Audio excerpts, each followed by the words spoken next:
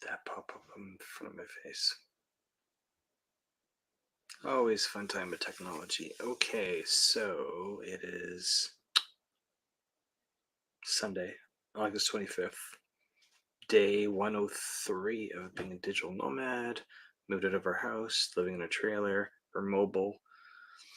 I'm Mike from don'tgethacked.ca, 24/7 cybersecurity for business owners worldwide. Doesn't matter where you are, Canada, USA, Dubai, Europe, does not matter. We can help you streamline your technology and make sure that your business is bulletproof against hackers, because we believe in documentation, data organization,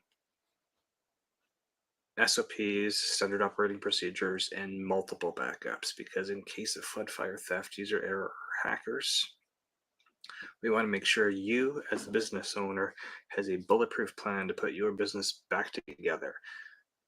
You know how old your computers are. You know if you need to replace them. You know where your data is. You know where your backups are. And if any of those pieces is missing, you still have a bulletproof, written out recovery plan to put your business back together, because that's what's super important. So if you don't know who I am, I'm Mike Duffy, CEO of Don't Get Hacked Cybersecurity.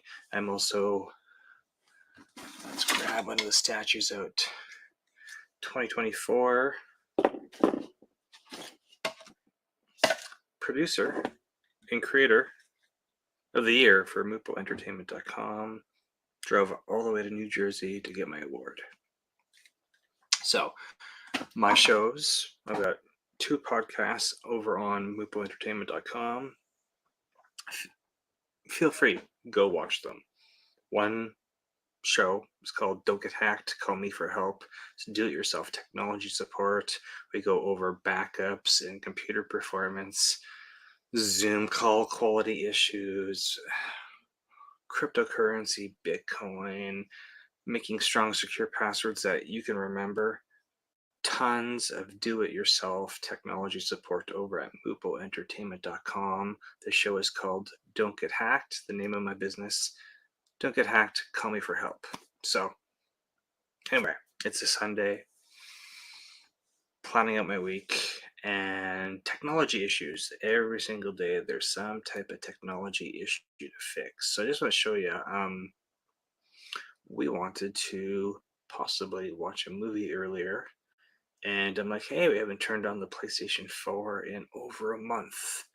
As you know, we traveled in we drove this trailer that I'm sitting in, our mobile podcast studio. We drove it from Canada to New Jersey to Nova Scotia, Atlantic Canada, and all the way back to Western Canada. We haven't actually tested out everything that we own to see how well it survived the trip.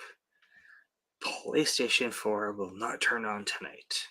So it's still not working. I've got a blue screen on the TV looking at me because I just did a manual software update. So I just want to go over that, because every day there's technology issues. So when I went to go live, I'm streaming this with Riverside, right? So I've got a really good Logitech 4K webcam plugged in via USB to my laptop, right? So I like use I've got fancier cameras that I usually use for the podcast. However, being mobile, I didn't want to bring my larger cameras to Dubai earlier this year. So I got, with this really nice Logitech 4K camera plugged. It's sitting right here. It's right here. And I go to do a live stream tonight. And I'm like, hey, I should increase the video quality from 720 to 4K, because it's supposed to be a 4K camera. And then, of course, the software is telling me there's an issue with it. So I've left it at 1080. But of course, it must be really frustrating as a business owner if you're not technically inclined like myself or other people are, where you're like, okay, you go to use something and it worked the day before, and then go to use it and there's an error message or something's not happy with you. And I know you're always told to reboot it, and do software updates, but sometimes rebooting it does not fix the problem. Sometimes you're not able to do the software update, or sometimes there's not even a software update available. So the webcam's working right now. We're just going to leave it be, and maybe there's some software updates available for it. In the case of my PlayStation 4, I just want to show you. I've not had to do this before, so it wants me to do a manual software update. Because when I first turned on the PlayStation, it actually did work. But when we went to launch YouTube, it told me I had to do a software update. And then it told me it was going to be like 2 hours for a software update, which I thought was super strange. But I thought, okay, whenever the PlayStation bitches, it just obey, and let it do its software update. It wasn't going to let us use the YouTube app without the software update. So I'm like, okay, that's perfectly fine, whatever.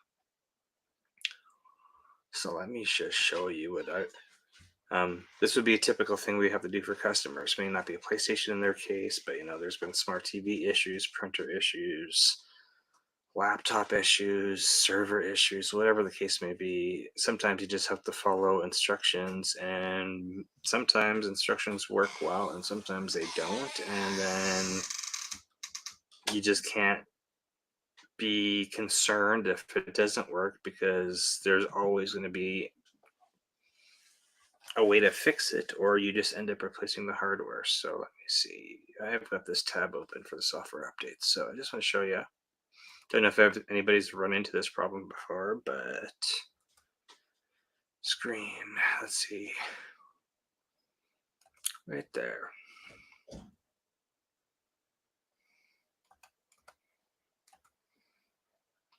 So there was an error message on the screen, and when I Googled the error message, I probably don't have it up anymore.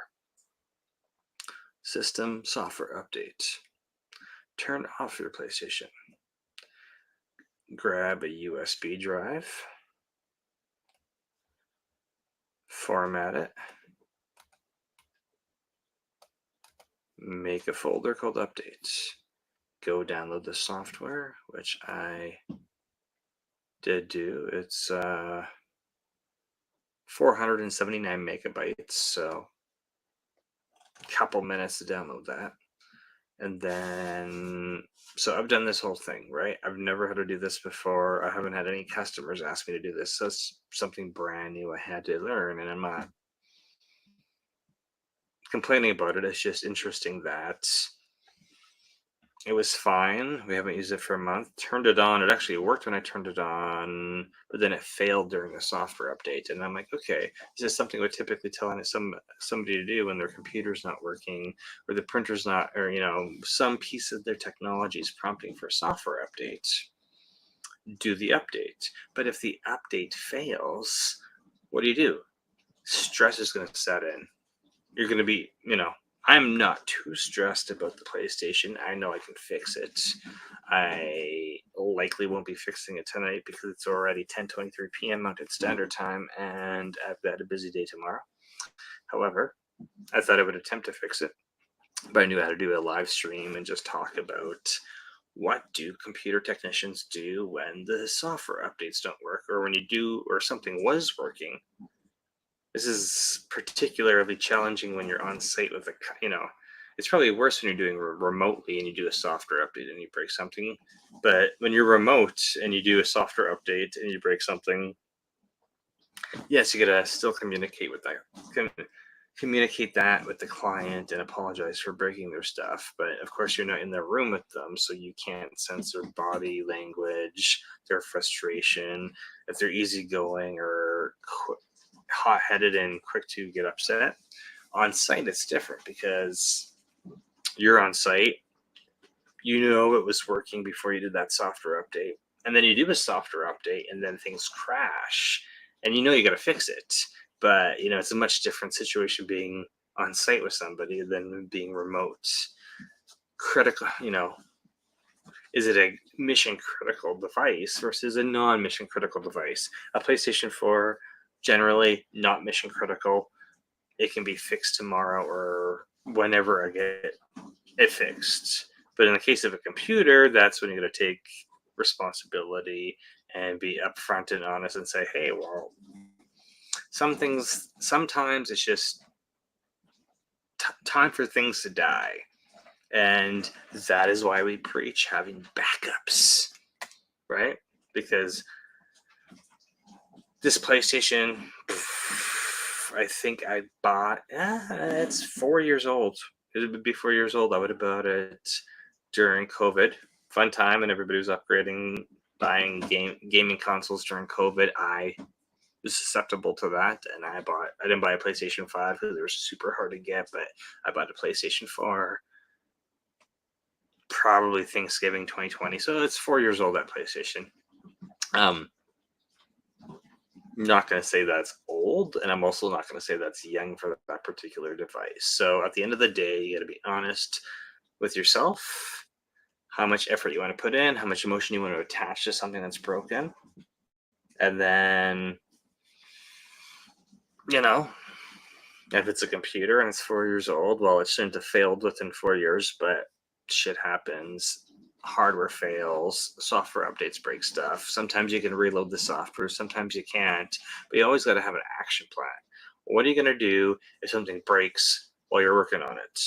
And that's why data backup's super important. It's not important to have the PlayStation backed up because you just reload the software and you pop your games in, or your DVD or your Blu-ray or whatever you're doing with that particular device. Computer, you've got software, you get your operating system, you get your software, you get your user environment, you get your files, all the hardware peripherals like scanners, printers, all that stuff that has to be reloaded. So, I've just sitting here working today. That email project I had told you about is pretty much resolved. I just have to send the customer a breakdown. Okay, I'm gonna stop that. Okay, back. Doesn't need to be screen sharing anymore. I was just showing you the page of how to do the steps to do a PlayStation 4 software update. So today's diary of a hacker, always just working on stuff, requests that come in from customers. Sometimes there's easy fixes. Sometimes it's going to be a week or 2 or 3 to lay out their problem, test solutions. That's what I was doing. That client who's got the email issue in Dubai, the domain got transferred today. It was like early morning today. I logged in, their email's up, and now I've got to send them a breakdown of what was wrong, how we fixed it, what the recommendations are going forward, to see how much they want to spend on version of G Suite email. There's a couple other things that need to be quoted on a new website, et cetera, et cetera, et cetera. So I got to finish the paperwork for that. But I thought, since I started doing daily lives yesterday, I'd come back on for Sunday, August 25th, day 103 of being a digital nomad, and just give you a status update that I hope you had a great weekend. Try not to ramble here. It's just fix this, fix that, fix this, fix that. This isn't working, whatever. Make a plan, go forward. Anyway, hope you have a good night. It's Wednesday's coming up. We have our weekly MupoEntertainment.com meeting every Wednesday, 4 p.m. Mountain Standard Time, 6 p.m. Eastern. If you're interested in launching your own show, or you've already got a podcast and you want to elevate it to a new audience through the power of Mupo Entertainment, come join us. MupoZoom.com every Wednesday, 4 p.m. Mountain Standard Time, 6 p.m. Eastern. See you there.